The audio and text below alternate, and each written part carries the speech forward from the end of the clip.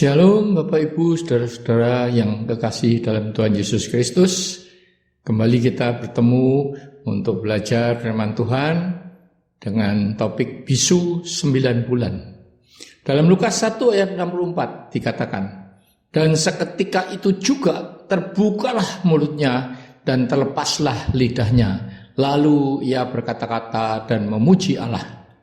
Saudara-saudara, ketika Hana mengandung Yohanes selama 9 bulan, demikian juga selama itu Sakaria suaminya bisu.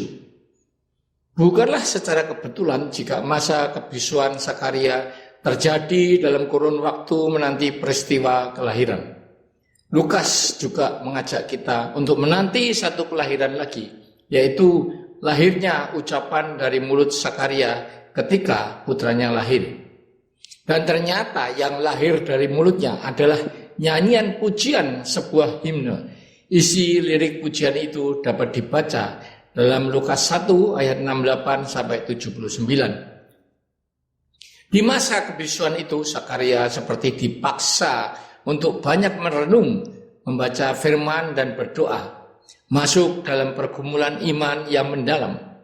Merenungkan nubuat-nubuat para nabi dalam perjanjian lama, mengkaji kembali penglihatannya di bait Allah tatkala malaikat Gabriel menjumpainya, mendengarkan sharing dari percakapan Maria dengan istrinya, serta membantu istrinya yang hamil di masa tuanya.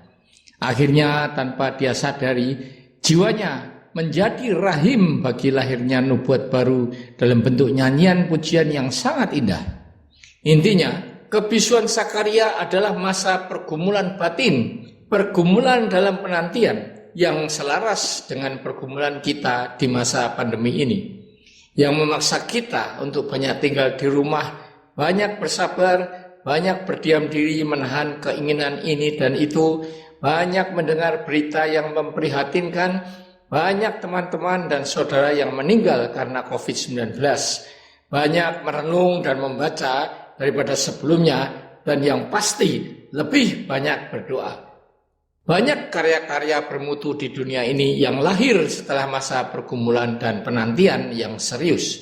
Masa-masa yang diisi dengan banyak berdoa, seriusnya proses belajar, banyak membaca, berpikir dan merenung, serta serentetan upaya dan kerja keras dalam kesunyian tanpa banyak kata. Sampai akhirnya lahirlah sebuah karya tulis, buku, gubahan lagu, syair, melodi atau sebuah lukisan masterpiece, naskah drama, temuan alat-alat berteknologi baru, kiat berbisnis yang baru, olahan masakan baru, dan sebagainya.